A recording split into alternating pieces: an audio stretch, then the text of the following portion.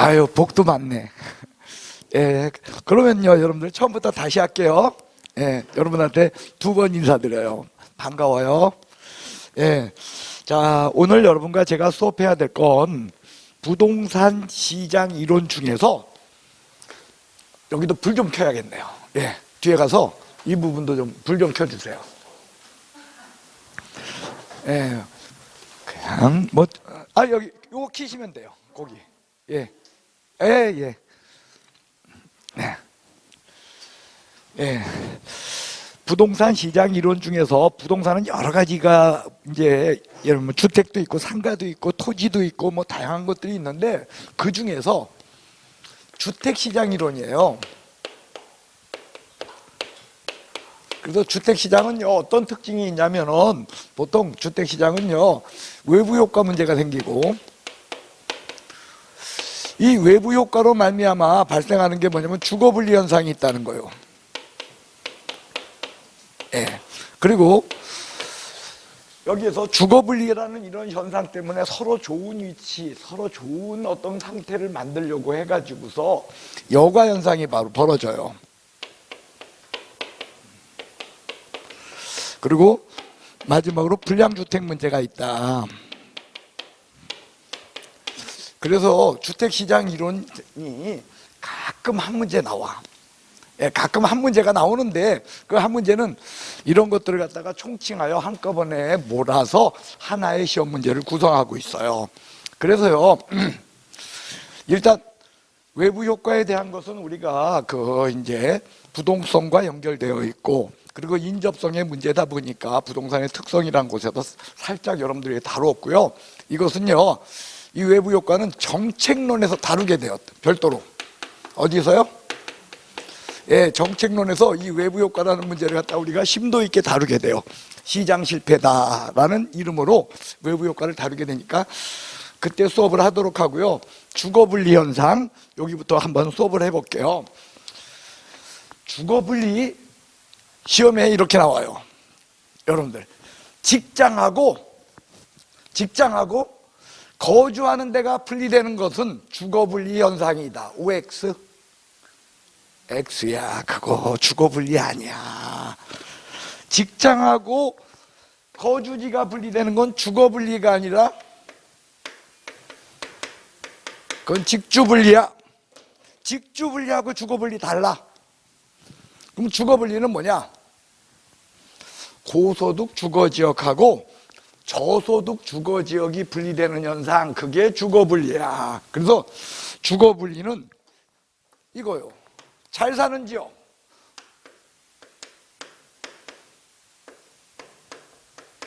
못 사는 지역, 이렇게 나눠지는 거, 이게 주거분리라는 거예요. 자, 직주분리하고 주거분리 구별할 수 있죠? 네, 이거 일단 시험에 나왔을 때 우리가 막연히 읽어요. 그냥 글자 대충 보고서 아, 이게 맞나 보다 하고 넘어가. 조심해야 돼.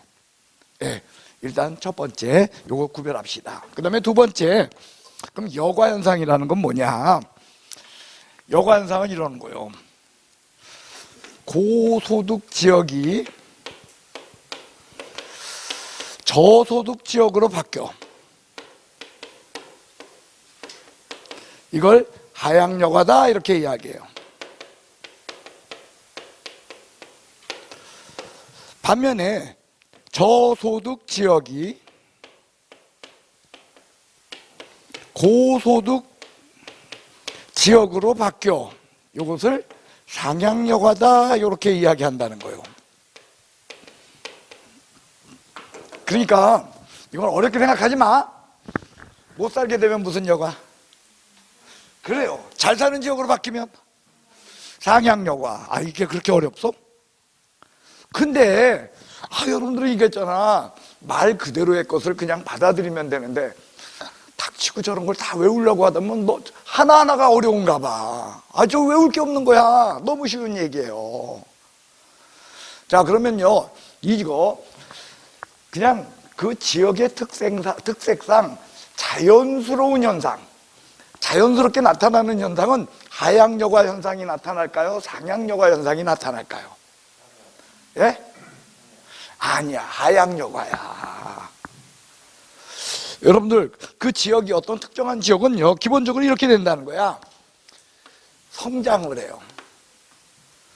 이게 성장기야. 그 다음에 여기에 일정한 궤도에 오르면 그 지역이 성숙기에 도달해요. 성숙기에 도달하게 되면 그 다음에 이렇게 쇠퇴하는 쇠퇴기로 빠지게 돼요. 그리고서 여기에서 요런 형태를 그린 걸 이걸 보통 천익이라 그래요. 예. 그리고 완전히 떨어지는 이런 지역 발전의 그 변화 모양을 그리고 있어요. 그러니까 지역은 이런 순환 사이클 뭐든지 그런 거 아니요? 여러분들은 지금 뭐 어디야? 여러분들 인생을 통해서 여러분들은 요거 아니요 지금? 성장기, 그죠? 예, 29이니까 이제 30살 때부터 해가지고 50대까지는 뭐야? 성숙기. 그 다음에 그 뒤로 지나면은 그죠? 이제 후퇴하잖아. 후퇴기, 그죠? 하향해서 떨어지는 그런 기가 있다는 거예요. 지역도 마찬가지라는 거예요. 그러니까 자연스럽게 고소득 지역이 점차 저소득 지역으로 바뀌어가는 거, 건물이 낡게 되고 지역 저기가 경제가 쇠퇴하게 되고 하면서 하향여가 현상이 벌어지는 게 일반적이에요. 그러면 저소득 지역이 고소득 지역으로 다 바뀌는 이런 상향여가는 어떤 거냐? 보통 재개발, 재건축 같은 거죠. 그죠? 국가 정책에 의해서 재개발, 재건축. 근데 재개발, 재건축만 상향여가 할까요? 신개발도 상향여가 할까요? 예, 여러분들이 지금 여기 호평동 뭐 이런 쪽은 재개발, 재건축된 곳이요? 아니면 신개발된 거요? 여기 신개발이잖아, 사실. 그죠? 아파트도 없고, 농지 없고, 뭐 이런 지역에, 동네가 형성되고 뭐 하는 그런 신개발이잖아. 그러니까, 갑작스럽게 돈 있는 사람들이 몰려오게 된단 말이야. 아파트 지역 되면서. 그래서 이런 걸, 이름하여 우리 뭐라고 한다? 상향여가. 갑작스럽게. 그러면, 결국은, 이런 상향여가가 되었던 이 지역은 점차 어떤 식으로 이제 돼? 점차 여기가 그저 지역적으로 이제 쇠퇴하게 돼요. 건물이 낡게 되고, 그리고 점차 바뀌어요. 예, 저희 아버지가 연세가 92세셔요. 호적 나이로는 98세인가 그러셔요. 예, 근데요, 코로나가 있기 전까지만 해도요, 그러니까 거의 90살 다 돼서 80 몇 세까지만 해도 우리 아버지 그 시에서 해주는 거 이거 있죠, 이거 뭐야, 여기다 완장 차고서 이렇게 동네 한 바퀴 돌고 공원 같은 데서 뭐 무슨 도우미, 지킴이 뭐 이런 거 하는 거 있잖아요. 그리고서 횡단보도에서 이거 하는 거 그거 했어요. 왜? 그게 20몇만 원 줘. 그거 한 달에 20몇만 원 주면서 그거 하게 되면은요, 또 이제 시청이나 뭐 이런 데에서 불러가지고, 시청이 아니라 구청이죠. 구청에서 불러가지고 그걸 갖다가 뭐 이렇게 밥도 사주고, 좋은 음식점 데려가서 밥도 사주고 하니까 그 맛에 다녀요. 다니시면서 일주일에 한 3번인데 그거 그냥 4시간인데 대충 한두 시간 돌면은 돈이 나오는 거야. 근데요, 몇 년인가 좀 됐어요. 또 한 7, 8년 전인가 저희 어머님이 돌아가셨어요. 어머님이 돌아가시니까 아버지 혼자 사시게 하기는 그렇더라고요. 그래서 저희 집으로 아버지를 모셨어요. 근데 제가 사는 지역은 어디냐면 인천이 있으면 남동구에 살아요. 근데 저희 아버지 살던 곳은 어디냐면 연수구예요. 근데 이 연수구가, 저도 처음에 이 연수구에 살다가 남동구로 이사를 한 건데 이 연수구가 바로 뭐냐면 신개발된 데야. 그래가지고 여기가 있잖아요, 아주 그 뭐냐면 인천에서는 그러니까 인천에서는 과거에 제일 좋은 지역이었었어요. 예. 그래서 제가 어렸을 적에, 제가 어렸을 때 아니라 저희 애가 어렸을 적에 한 얘기가 있어요. 저희 그 둘째는요, 초등학교 6학년 돼가지고 나한테 이런 얘기를 합니다. 아빠, 6학년 되니까 구구단이 저절로 외워져. 그러니까 구구단을 6학년 때 뛰네요. 공부를 안 시켰어요, 그렇게. 근데 걔가 그런 얘기를 해요, 어렸을 때. 자기는 신도시하고 구도시를 구별할 수 있대. 그래서 너 어떻게 해서 그 구별하는데? 그러니까 전봇대가 있으면 구도시고 전봇대가 없으면 신도시래. 그렇게 얘기를 하더라고요. 그래서 그 말 보니까 진짜 전봇대가 있고 없고 그걸로 구별이 되더라고. 그랬던 기억이 나는데요. 여기가 그러니까 신도시였어요. 그래서 아버지를 모시고 왔는데도 문제는 뭐냐? 주소를 이전하려니까 아버지가 주소 이전을 안 하시겠대. 주소는 그냥 연수동에다 두시겠대. 그래서 왜 그러냐 그러니까 이쪽에다가 주소를 이전했더니 이거 하는데 줄 쓴 사람들이 너무 많아서 차례가 안 오더래. 왜냐면 거기에는 뭐 60대 후반에서부터 70대 이런 사람들까지 그냥 너무 많다 보니까 순서가 안 와. 그런데 잘 사는 동네인 이 연수구에 이거 할 적엔 아버지는 널널하게 가가지고 그냥 넣기만 하면 되는 거야. 그러니까 주소를 여기다가 놓고 하시겠대요, 그냥. 그래서 여기에 그냥 주소를 놨었어요. 근데 코로나가 있기 이제 한 1, 2년쯤 전에 아버지가 그럽디다. 에이, 주소 옮겨야겠대. 그래, 왜 그러냐 그러니까 거기도 노인네들이 많아져가지고 이제 차례가 잘 안 오더래. 그런 얘기를 합디다. 연수구도 노인네가 많아졌대요. 그게 뭘 의미할까요? 하양요가 현상이 벌어졌다는 거야. 하양요가. 왜? 연수구 옆에요. 그러니까 같은 연수구라도 옆에 송도라는 신도시가 개발됐고요. 여기 저희도 여기 이제 요쪽에 저희도 거기도 송도하고 붙어 있어요. 저 여기 소래 쪽에. 뭐 이러니까 여기에서 자꾸 일로 어떻게 한다 이쪽으로 빠져나가고, 그 다음에 여기에 서구에 청라라고 하는 신도시가 발견하니까 여기서 자꾸 빠져나가는 거야. 빠져나가니까 여기에 누가 몰려 들어와? 그렇죠. 저소득층이 몰려 들어오는 거야. 과거엔 고소득 주거지역이었던 것이 누가 몰려 들어온다? 저소득층들이 들어오게 된다는 거야. 이걸 이름하여 무슨 여가? 자연스러운 현상은 하양여가라는 거예요. 그죠? 근데 갑작스럽게 거기 이제 재개발, 재건축, 아니면 신도시 개발 이런 현상이 있게 되면 무슨 여가 현상이 벌어진다? 상향여가. 하향여가, 상향여가 구별할 수 있어요, 없어요? 있죠. 자, 첫 번째 얘기는 그거예요. 두 번째 얘기는요, 이 부분입니다. 지역의 생애 주기를 논할 적에요, 여기 보십시오. 요걸 무슨 기? 천이기라고 그래요. 이 천이기는요, 여기 그래프가 뭐 이렇게 올라갔다 내려왔다 이런 게 생겨. 이건 뭐냐면 천이기에는요, 일시적으로 가격이 어떻게 된다? 가격 상승이 돼. 왜 일시적으로는 가격 상승이 되냐? 천이기의 특징은 이거야.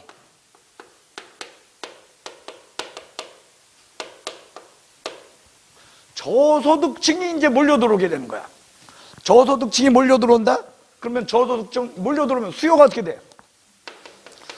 저소득층의 수요가 증가하죠. 그럼 수요가 증가하면 가격이 어떻게 돼? 그래서 일시적인 가격 상승 현상이 벌어져요. 근데 시험에 이렇게 나와. 천이기에는 저소득층이 몰려 들어와서 지속적 가격 상승이 있게 된다. OX. 지속적이야, 일시적이야? 일시적인 그런 현상이 벌어지는 거야. 이게 그리고 이거야. 그러니까 천이기에는 하향여가 현상이 벌어진다, 상향여가 현상이 벌어진다. 예? 정답이죠. 하향여가 현상이 벌어진다. 그게 두 번째, 요 고소득 지역, 저소득 지역으로 바뀐다는 하향여가, 저소득, 고소득 지역으로 바뀐다는 상향여가와 함께 지역의 생애 라이프 사이클, 그죠? 지역의 그 생애 주기라고 하는 저걸 통해서 여러분들은 천이기의 하향여가 현상이 벌어진다. 그리고 천이기의 가격 상승은 일시적이다, 지속적이다. 그걸 같이 기억해 달라는 거야. 됐어요? 세 번째.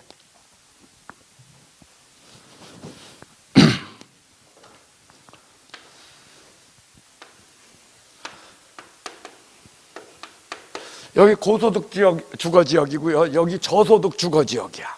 이럴 적에 자, 저소득 주거지역과 인접한 고소득 주거지역, 이쪽 지역은 여기 이쪽에 비하여 가격이 높게 거래된다, 가격이 낮게 거래된다. 그렇죠. 여기는 할인되어 거래된다. 요거요. 반면에 고소득 주거지역에 인접한 저소득 주거지역, 요쪽은 이쪽 중심지에 비하여 가격이 할인되어 거래된다, 할증되어 거래된다.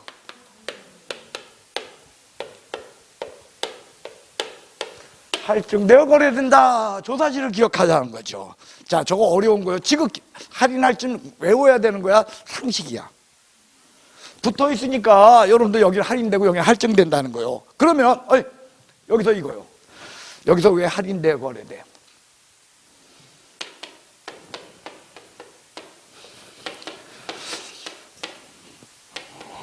부의 외부 효과 때문이에요. 이웃을 잘 만났다, 이웃 못 만났다. 이웃을 못 만나서. 그 다음에 여기는 왜 할증되어 거래돼?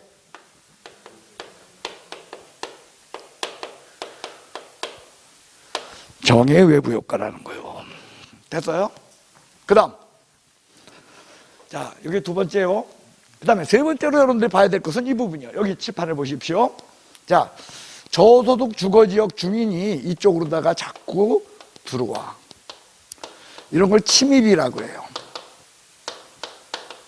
뭐라고요? 침입 현상이 있게 돼. 그러면요, 이 지역은 과거에는 고소득 주거지역이었죠. 점차 뭘로 바뀌어? 저소득 주거지역으로 바뀌어. 그래요. 그래서 점차 바뀌는 거, 이걸 바뀌는 현상을 우리는 천이라 그래요.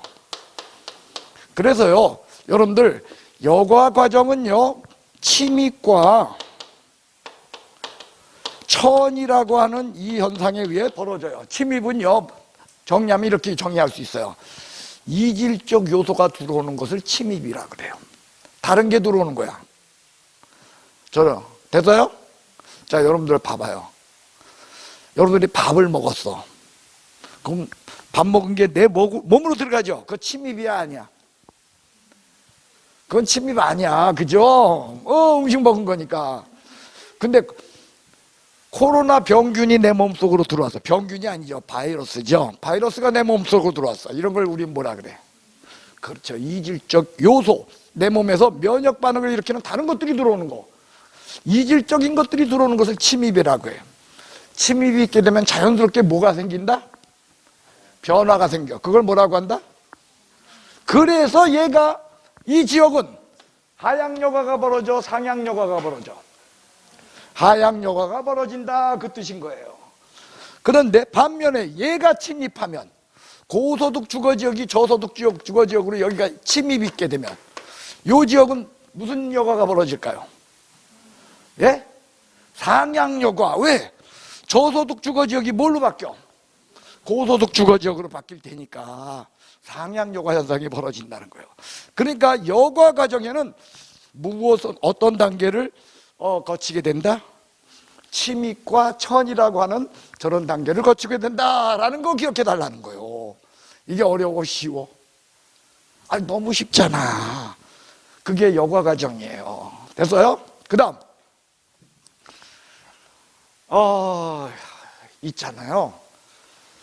실제로 그러는 건 아닌데 시험에 나오니까 여러분들이 그냥 기억해 줘야 돼. 별 수 없어.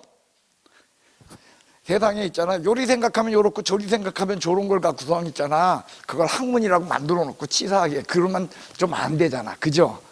근데 할 수 없어. 자, 그거 뭐냐면요, 이겁니다.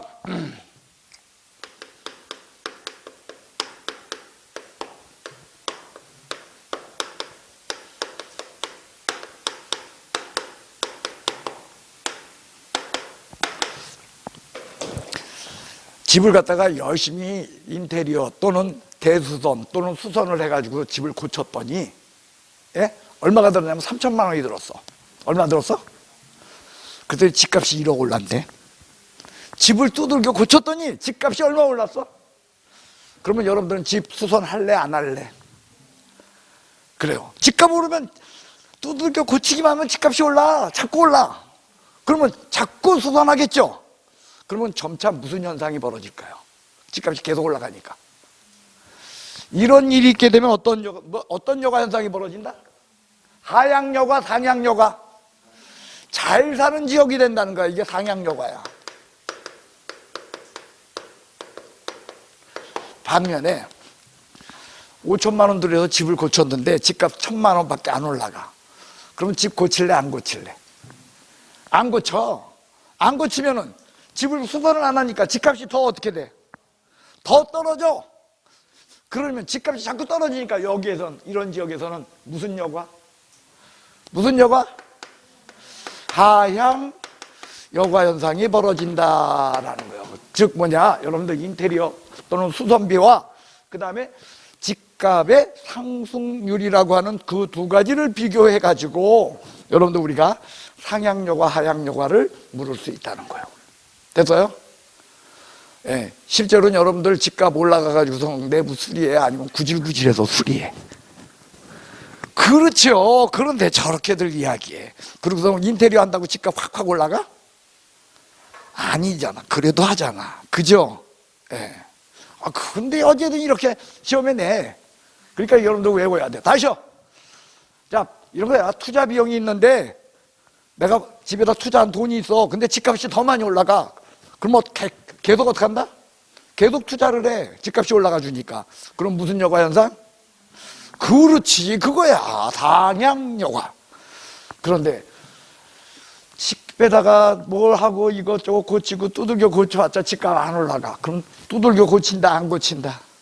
그러니까 집값이 더 떨어져. 무슨 여가? 예, 상향여가, 하향여가. 이렇게 시험에 나오기도 해요. 그 다음 진짜 이거 틀려. 진짜 사람들이 많이 틀려요. 그건 뭐냐면 이거요. 이건 여러분들 틀려도 제가 뭐라고 안 그래.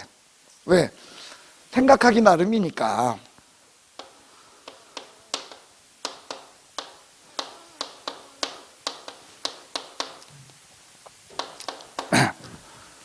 자, 저소득층의 소득이 증가했어요.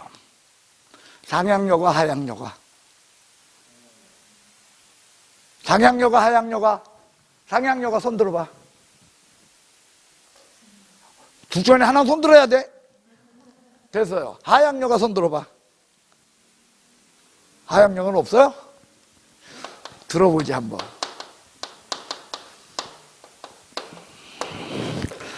네, 정답은 저소득층 소득이 증가하게 되면 어떻게 되냐? 저소득층 소득이 증가하니까 여러분들 잘 들어보시오. 소득이 증가하면 수요가 어떻게 돼? 수요가 증가하죠.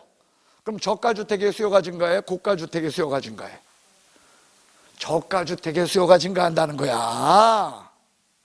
왜? 저소득층은 소득이 증가해도 저소득층이야. 근데 우리는 이렇게 생각하게 되잖아. 저소득층이 소득이 증가해서 고소득층이 됐다. 그렇게 생각하니까 상향여가라고 얘기하게 돼. 근데 시험 문제는 그게 아니야. 근데 여러분들은 갑이야, 을이야? 우리는 수험생 을이야. 그러니까 남들이 하는 대로 해야지 뭐. 이거야. 여러분들 고소득층은 연봉이 한 3억 정도 돼. 저소득층은 연봉이 한 5천쯤 돼. 근데 저소득층 연봉 5천인데 연봉이 한 2천 올랐어. 많이 올랐어? 조금 올랐어? 5천에서 2천 오르면 되게 많이 올랐잖아. 그죠? 안 그래요? 네, 물론 저는 그냥 연봉이 2천만 돼도 좋겠어. 연봉이 7천으로 올랐어. 됐어요? 그럼 고소득층 됐어. 그래도 저소득층이야. 그래도 연봉 3억이 고소득층이라니까 그래도 저소득층이야. 그거 논리라는 거예요. 그래서 여러분들 저소득층 소득이 증가했다? 그러면 여러분 이거 읽으라는 거야. 소득이 증가하면 수요 증가다. 근데 얘는 저소득층이기 때문에 저가주택에 대한 수요가 증가한다는 거야. 무슨 주택? 그러니까 저가주택이 많이 공급돼야 돼. 그러니까 무슨 여가 현상이다? 하향여가 현상이다가 답이야. 상향여가 하면 틀려요. 그러니까 외워야 된다는 거야. 저런 건 생각하기 나름이니까. 다시요. 저소득층 소득이 증가했대. 무슨 여가? 하향여가. 그게 답이야. 치사하죠. 그래요. 분명한 논리의 근거가 있어야 되는데 그런 게 좀 뒷받침 안 돼. 하지만 여러분들 기억해 달라는 거예요. 여기까지 했어요? 그 다음, 자, 이런 여과 현상에 있어서요 가장 중요하게 생각하는 전제가 있어요. 그 전제는 뭐냐? 공가 현상이야. 여러분들 공가가 뭐라 그랬어? 빈집. 빈집이 없으면 여과 현상이 일어난다, 안 일어난다? 빈집이 없으면 여과 현상이, 왜? 가서 이사 가고 싶어도 이사 갈 수가 없잖아. 그러니까 상향여과, 하향여과가 있으려면은 빈집이 나와야 돼요. 그러니까 빈집이라고 하는 공간은 여과 현상에 있어서 아무런 의미가 없다. OX. X예요. 공가야말로 여과 현상을 일으키는 요인이 되는 거예요. 빈집이야말로. 됐습니까? 자, 이렇게 해서요 여러분들과 함께 제가 여과 현상이라는 이 문제를 봤어요. 한번 여기까지 한번 정리해 봅시다. 자, 여과 현상은 고소득 주거지역이 저소득 주거지역으로 바꾸면 우리는 하향여과라고 하고, 저소득 주거지역이 고소득 주거지역으로 바뀌면 그때는 상향여과다, 이렇게 이야기한다는 거예요. 됐어요? 그 다음, 자, 지역의 생애 주기를 통해서 천이기에는 무슨 여과? 하향여과 현상이 활발하게 이루어진다. 천이기에. 왜냐? 저가 주택에 대한 수요가 증가하여 가격이 일시적으로 오르는 현상이 벌어지는 것이 천이기 때문이다. 그 사실을 기억하자는 거예요. 세 번째로는 고가주택지역과 저가주택지역이 인접한 곳에서는, 그죠? 친익과 천이라고 하는 현상을 통해서 여과 현상이 벌어지는데, 저가주택지역으로 고소득층이 밀려 들어가는 현상, 이때는 상향여과가 벌어지고, 고가주택지역으로 저가주택 사람들이 밀려 들어갈 적에는 하향여과 현상이 벌어진다. 어려워, 쉬워? 쉽죠? 그거요. 그 다음 이겁니다. 수선비하고 같이 집값의 상승분, 이 두 가지를 놓고 볼 때 집값 상승분이 크다면 상향여과 현상이 있을 수 있고, 그죠? 운송비가 아니라 수선비가 더 크다면 하향여과 현상이 벌어질 수 있다. 그 다음, 저소득층이 소득이 증가했어. 그러면 저가주택에 대한 수요가 증가한다. 그러므로 무슨 여과 현상이 벌어진다? 하향여과 현상이 벌어진다. 기억해 주시길 바라겠습니다. 하향여과다. 됐습니까? 예. 그 다음, 인접한 지역에서, 고소득 지역에서는 할증되어 거래된다, 할인되어 거래된다? 할인되어. 예, 부의 외부 효과 때문이다. 그 다음, 저가주택 지역에서는 할증되어 거래된다. 왜다? 정의 외부 효과 때문이다. 이런 것이 여러분들 주거분리와 그 다음에 여과현상이란 이런 내용이 되겠습니다. 자, 마지막 요겁니다. 불량주택. 저 좀 보시오. 불량주택은요, 시험에 이렇게 나와요. 시장 실패이다. OX, X야. 불량주택은요, 시장 실패의 문제가 아닙니다.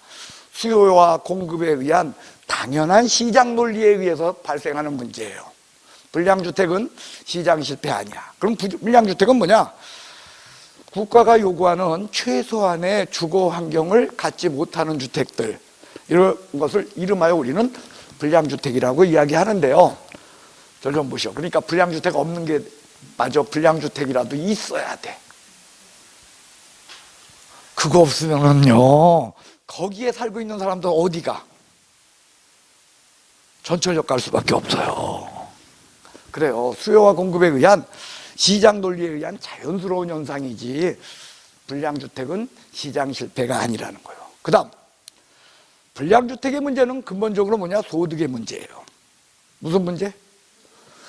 소득을 올려야 될 문제라는 거예요. 불량주택은 소득을 증가시켜야 될 문제다라는 것이 불량주택의 문제예요. 자, 불량주택은 소득과 관계없다라고 시험에 나와. OX. X예요. 네. 뭐 여러분들은 나이가 29살밖에 안 되니까 몰라. 제가 사는 그 인천에서는요, 여러분들, 그 예전에 그 수도국산이라는 곳이 있었어요. 거기에 보면 아주 개딱지처럼 그냥 쫙 붙어가지고 판잣집들이 존재하댔어요. 근데 그걸 이제 도시 개발하면서 그걸 싹 밀어냈어요. 싹 밀어냈는데 아직도 부분적으로는 남아 있어요. 그래놓고 거기다 공원을 조성하고 거기에 이런 박물관이 생겼어요. 그 박물관 이름이 뭐냐면은 달동네 박물관이에요. 그래서 그 달동네 박물관이라는데 거기 가서 들여다가 보면은 어린 시절 그러니까 여러분들은 몰라. 저 어린 시절에 놀던 그 골목이라든지 그 다음에 그 가게들 뭐 이런 것들을 그 안에다가 재현해 놨어요. 그래가지고서 거기 이렇게 들어가면 참 향수에 젖어요. 나 사진도 있어. 마누라랑 같이 찍은 거. 예. 고등학교 교복 입고 가방 불량하게 가방 들고 이렇게 해서 와이프도 여자 고등학교 교복 입고 같이 거기서 모자 딱 쓰고 찍은 그런 사진이 있어. 네. 근데 가서 보면은요, 거기에 집이라고 해서 이렇게 보면은 방 같은 게 하나가요, 한 평 정도. 그러니까 요만해, 한 평. 그러니까 가로 한 2m, 세로 한 2m. 그 정도 되는 그 정도 크기밖에 안 돼요, 방이. 근데 생각해보니까 우리가 사실 그런 데 살았더라고. 사랑방, 건너방 하면은 그 당시엔 방이 그만했어. 맞아. 여러분들 그런 방 머릿속에 떠올릴 수 있어? 안 되죠? 근데 옛날엔 진짜 그러고 살았어요. 예. 그런데 그 달동네 박물관에서 나오면은 그 앞에 쭈루루 아직도 판잣집들이 존재해요. 근데 그 판잣집들의 그 모양 보면 별반 다르지 않아요. 그럼 그 판잣집에는 누가 살고 있어? 보통 할머니들이 사셔. 왜? 할아버지들은 다 어떻게 됐어? 다 돌아가셨고. 그죠? 할머니들 수입은 없잖아. 그러니까 그냥 그런 데서라도 살고 있어. 자식놈들은 다 어디 갔는지. 그죠? 근데 세상에 지금 우리 세대가 노인네를 모셔야 되는 세대는 아니잖아. 노인네들이 자기네가 잘못한 거야, 사실. 그죠? 왜 자식한테 다 줘? 주고 있어야지, 끝까지. 그죠? 그리고 따로따로 살고, 그건 맞아. 무조건 따로 살면서 그렇게 했어야 되는데, 어쨌든 그런 데 살고 있어. 할머니 혼자만 사시면 또 괜찮아. 딱한 건 뭐요? 손주 데리고 살 때. 진짜 그런 거 보면 딱하잖아요. 손주들. 그런 데가 아직도 존재하더라고. 근데 그런 주택이 전형적인 뭐다? 불량주택이야. 그러면 좀 번듯한 데로 이사 가시면 되잖아. 왜 안 돼? 소득이 없어서. 불량주택의 문제는 무엇의 문제다? 소득의 문제다. 잊지 말라는 거예요. 여기까지가 주택시장 이론이에요. 시험 문제 가끔 한 문제 나온다니까. 나도 이거 이렇게 오래 할 줄 몰랐어. 한 20분 하고 넘기려고 그랬는데, 가끔 한 문제를 해서 여러분들 여기요, 한 3년에 한 문제 이렇게 생각하면 안 돼. 최소한 1.5년에 한 문제는 나와. 그러니까 3년에 두 문제 정도 나와. 여기요. 됐어요? 주택시장 이론입니다. 자, 그 다음입니다.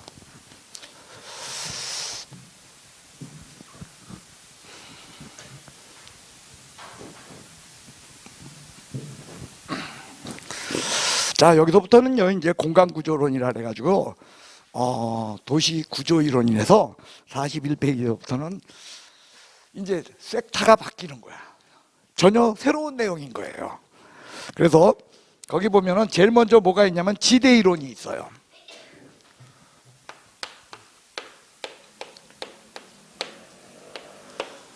시험에 나왔다 안 나왔다 한다. 시험에 반드시 나온다. 시험에 반드시 나와. 시험에 100%요? 150%요? 시험에 1.5문제 나와.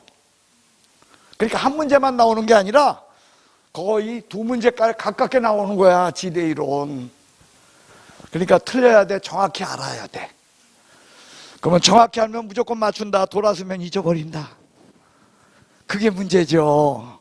근데 중요한 건 내일 시험 봐, 337일 지나서 시험 봐. 걱정 마세요. 337일 여러분들 돌아서서 잊어버린 거 다시 회복하고, 돌아서서 잊어버린 거 다시 회복하고 할 그 시간적 여유는 여러분한테 충분히 있어요. 자, 지대이론. 저는요, 여기 지대이론을 처음에 수업할 적에는 당연히 사람들이 이게 되는 줄 알았어. 왜냐면 제가 여기에, 저도 안면인식 장애가 있어요. 사람 얼굴을 구별 못해. 그 사람이 그 사람인 줄 알아요. 저는 잘 구별 못해요. 예. 지금 요 옆에 앉아 계셨던 분이 이분이요, 아니면은 다른 분이요? 다른 분이지? 내가 헷갈려. 지금 안 보였는데 이쪽으로 옮겨 앉으셨던가. 헷갈려. 오늘 안 왔지? 그렇게. 그럼 오전에 안 나왔댔죠, 지난주에. 어쨌든 나는 그분이 이렇게 안면인식 장애가 있어요. 제가 사람 얼굴을 잘 구별을 못해요.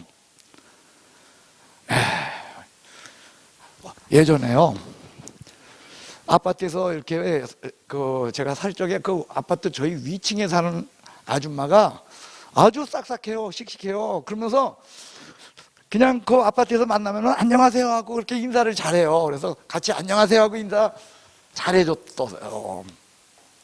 예, 그리고 이제 제가 수업하는 것은 이제 여성의 광장이라고 인천 거기에서 이제 수업을 하고 있는데, 여성의 광장에서 거기 수강생 중에 한 분이 아주 그렇게 그냥 열심히 일하면서 항상 쌩글거리고 아주 밝아요.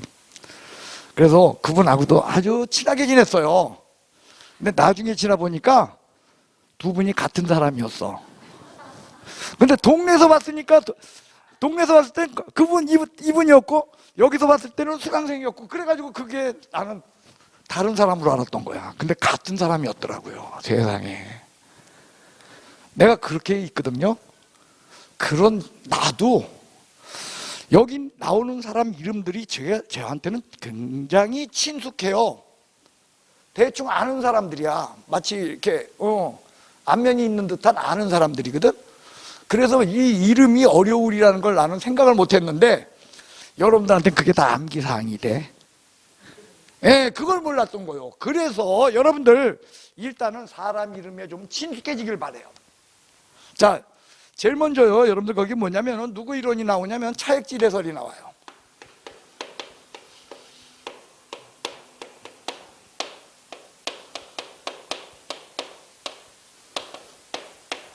그래서 리카르도가 적혀요. 여러분들 차액지대설 하면 누구다? 리카르도. 그 다음에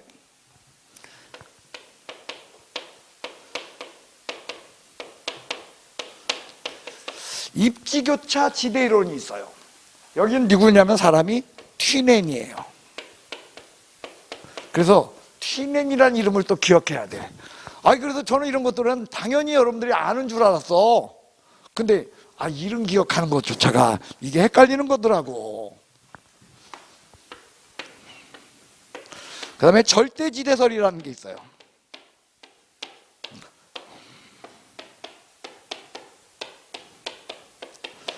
마르크스요. 누구라고요? 마르크스. 누구? 마르크스. 그 다음 현대적 지대이론이 별도로 존재해요. 그래가지고 자, 네 번째로요, 뭐냐면은 우리 저거 하는 거, 입찰지대설. 입찰지대, 요게 알론소요. 다섯 번째로 준지대이론이라는 게 있어요. 이게 마샬이에요. 그 다음에 여섯 번째로 경제지대이론이 있어요.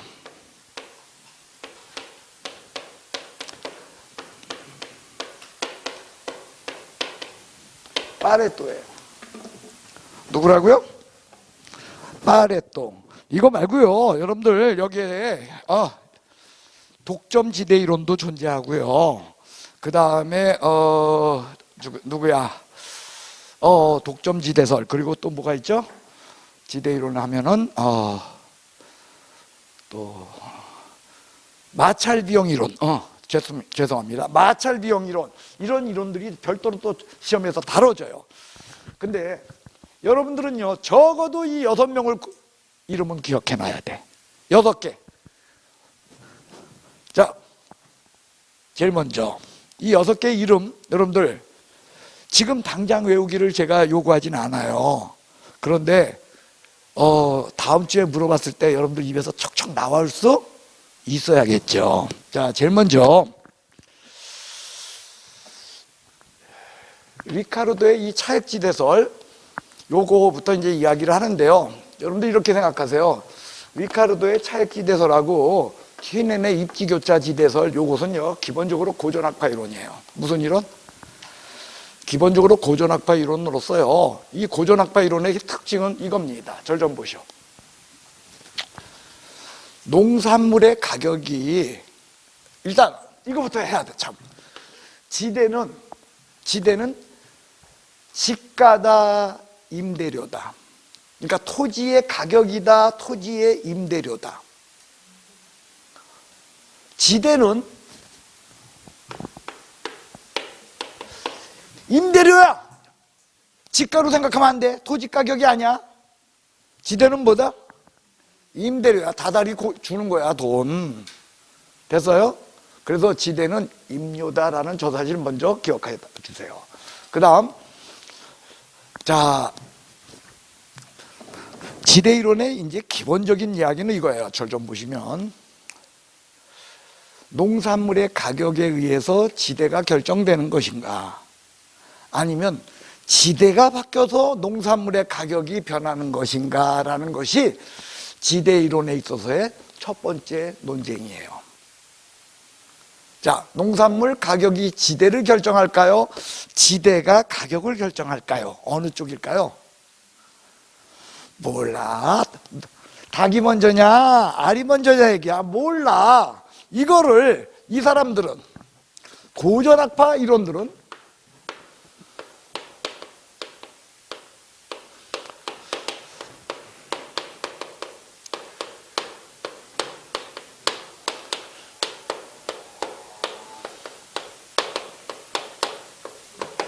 이렇게 주장했어요. 농산물의 가격이 지대를 결정한다. 가격이 지대를 결정한다. 그리고 이 사람들이 가격이 지대를 결정한다라고 주장할 수밖에 없는 그때 그 논리적 배경은 뭐냐? 지대를 뭘로 봤냐? 잉여로 봤기 때문이에요. 잉여라는 거 다른 말로 하면 뭐요? 지대는 불로소득에 불과하다, 이렇게 판단했기 때문이라는 거예요. 지대를 뭘로 봤다? 불로소득. 따라와 주셨네요. 됐어요? 여기에 대해서 신고전학파,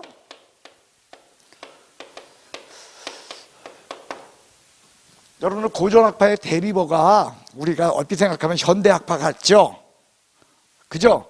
근데 경제학에서는 현대학파는 없어요. 여러분들은 모두가 신고전학파예요. 난 경제학 모르는데, 모르든 알든 우리는 케인즈안이에요. 우리는 케인즈라는 그 사람의 사고 틀 속에서 우리가 세상을 살고 있어요. 우리도 모르게.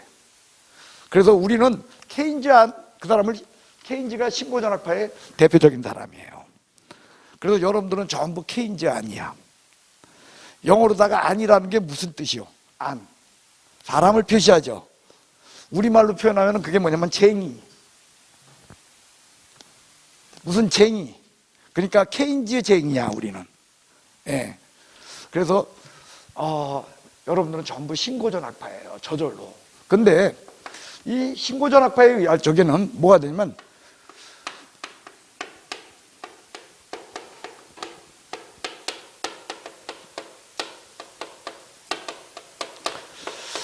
지대가 가격을 결정한다라는 저런 이론이 성립해요.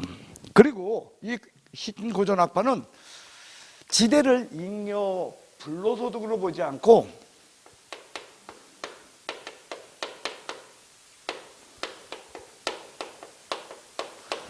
생산 요소에 대한 대가로 보고 있다라는 것이 차이점이에요. 그러니까 땅 가진 사람의 몫은 당연히 어떻다? 당연히 그 사람도 자기가 찾아갈 권리가 있다는 거예요.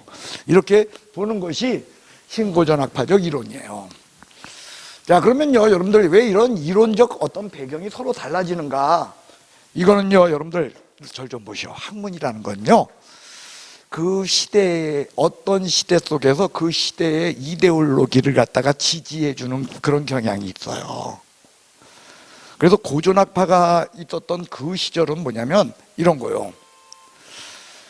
그 뭐냐면 자유민주주의 뭐 이런 것들이 등장하면서 이런 거, 이런 사고방식들 등장하면서 뭐냐면 유상계급, 돈 가지고 있는 사람들이 귀족들하고 헤게모니 쟁탈전을 벌이던 그 시절이었어요. 그러니까 뭐냐, 이런 거요. 시민 계급이 형성되면서 그 시민 계급이 누구하고 다툼이 있게 된다? 귀족 계급하고 다툼이 있게 되는 거예요. 그럼 귀족은 뭘 가지고서 돈 버는 사람이요? 토지를 갖고 돈을 버는 사람이었어요. 귀족은 땅이 많거든. 땅 갖고 먹고 사는 사람, 한마디로 좌식 계급이라는 거예요. 앉아서 먹고 사는 사람이야. 그러니까 땅 가져가지고 지대받는 거 뭐에 불과하다? 잉여에 불과하고 불로소득에 불과하다라는 저 이론을 만들면서 귀족들을 깎아내리는 거예요. 그 시절엔. 그러니까 앉아서 먹고 사는 사람들 하는 그런 자본주의적 이론을 갖다가 여기서 주장한 거예요. 됐어요?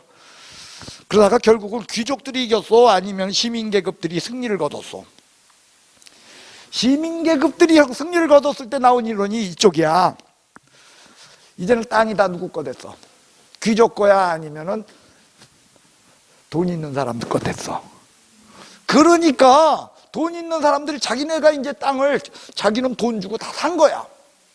그러니까 땅 자체도 뭐다? 이제는 생산 요소니까 땅에서 갖고서 지대받는 거는 지극히 어떻다? 당연한 거다. 자, 여러분들의 로망이 뭐요? 건물주. 그렇죠. 합격이요. 예, 조물주 위에 있는 건물주. 그럼 건물주가 되면 여러분들 뭐 받고 살아? 그거 다 끼고 살 거야? 임대료 받겠죠. 그게 뭐의 개념이다? 그게 지대의 개념이라는 것 같아. 그러면 그거 부끄러운 일이야? 아니면 떳떳한 일이야? 떳떳한 일이야. 왜? 내가 열심히 노력한 대가로 내가 얻은 건데. 그래서 생산 요소에 대한 대가로 지대를 취급하는 거예요. 그러니까 시대적 배경이 서로 달라요. 문제는 가격이 지대를 결정할지, 지대가 가격을 결정할지, 어느 게 고전학파 이론이고 어느 게 신고전학파 이론인지 이게 헷갈려. 시험 때마다 이걸 머리 골골이 생각하고 따지기도 애매하고. 그러니까 어떻게 넣는 게 좋아? 외워줍시다. 어떻게 해요? 외워줍시다.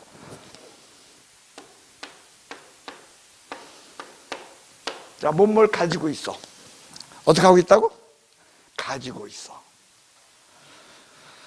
가격이 지대를 결정한다는 누구 이론이다?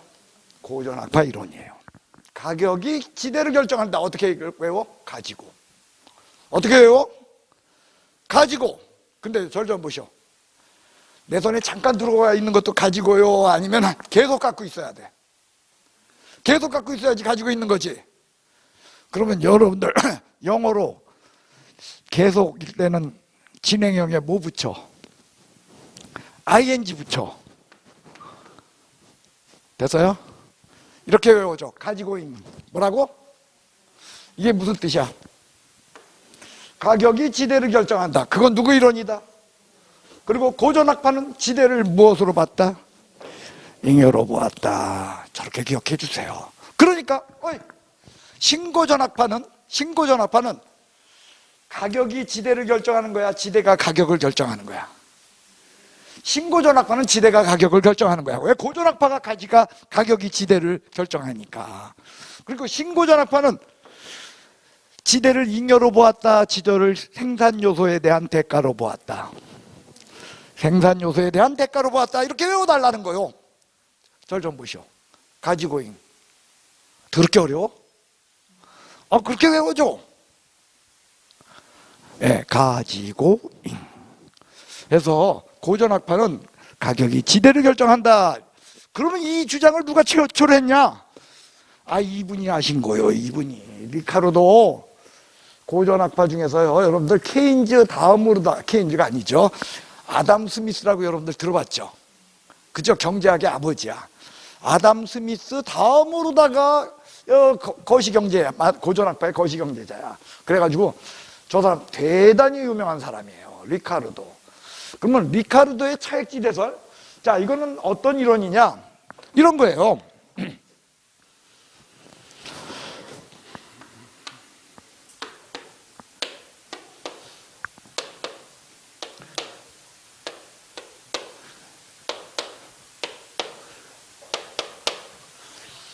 자, 여기에요.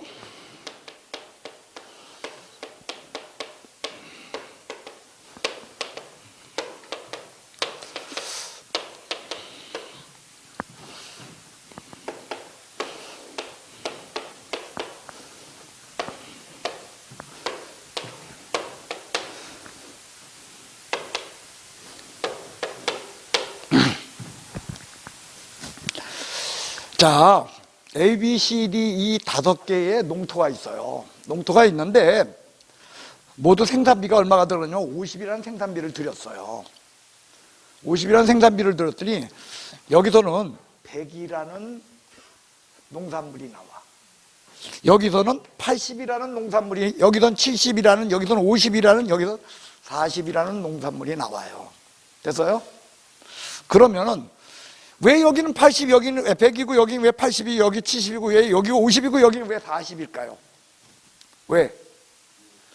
정답입니다. 리카르도 이론의 첫째는 뭐냐? 토지의 비옥도 차야.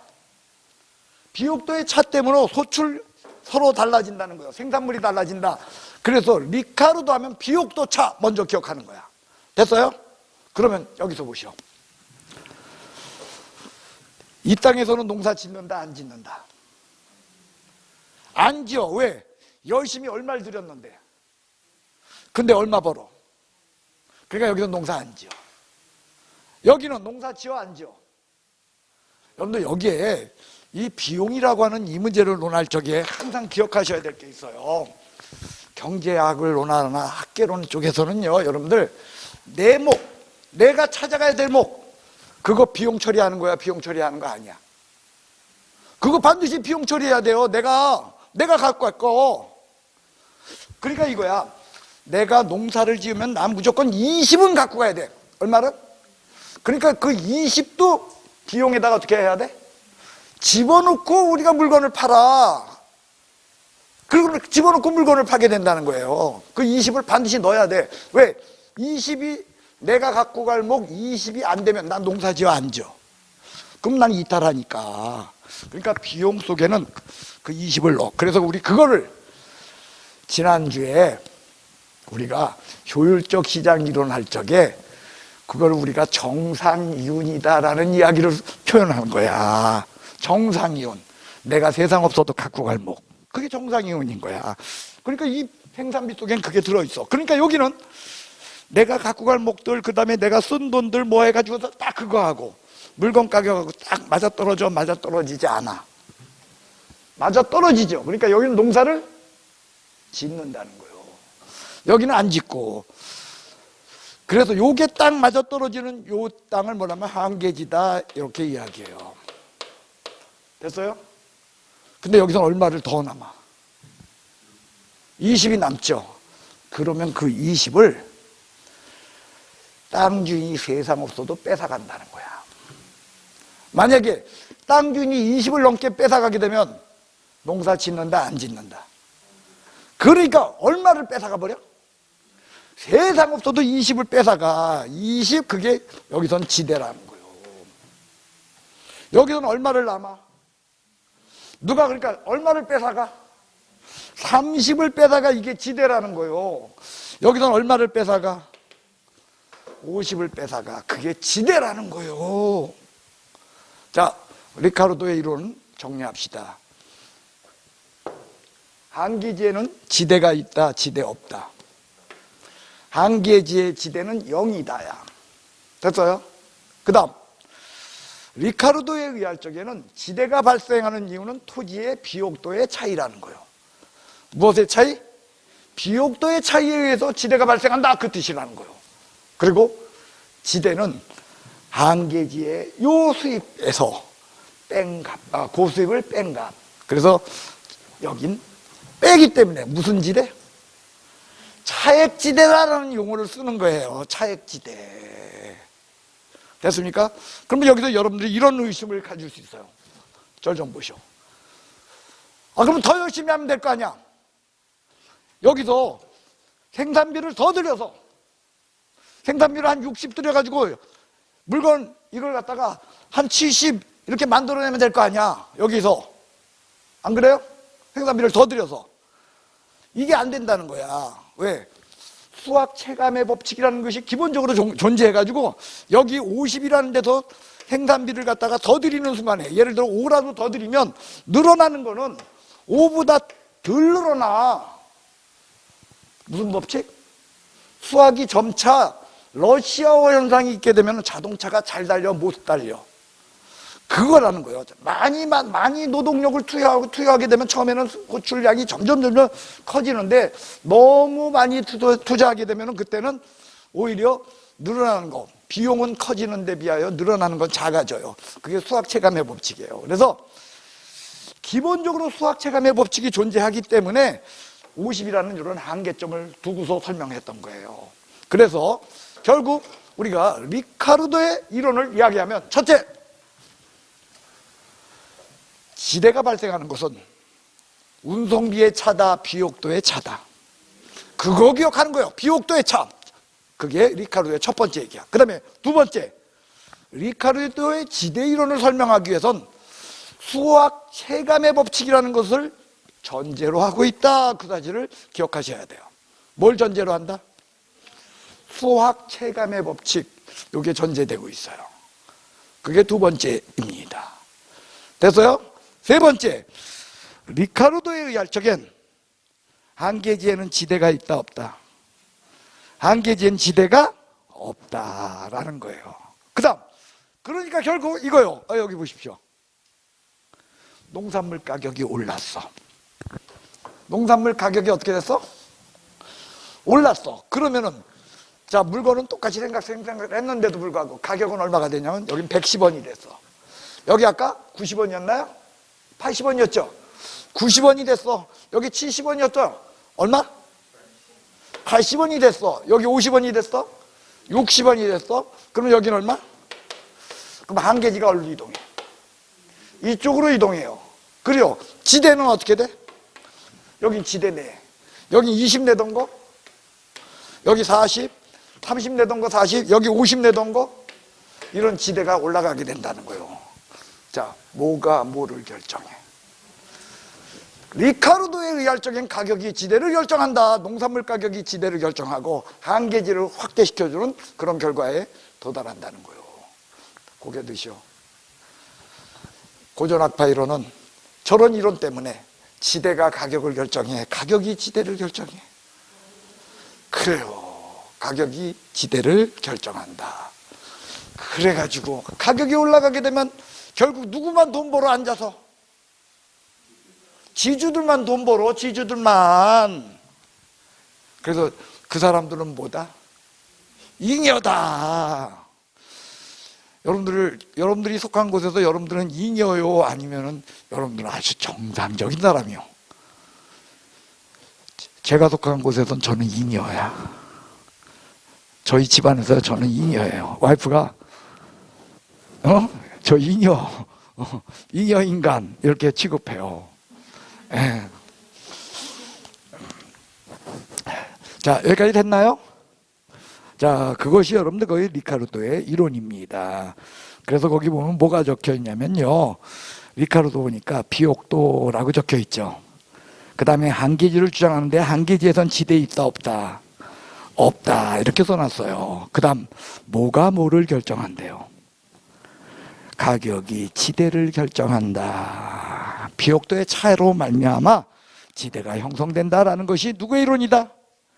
리카르도의 이론이고, 그래가지고 결국 가격이 지대를 결정하다 보니까, 그죠? 결국은 가격 올라봤자 누구만 이익 봐? 지주만 이익 봐. 지주만. 가격이 올라봤자.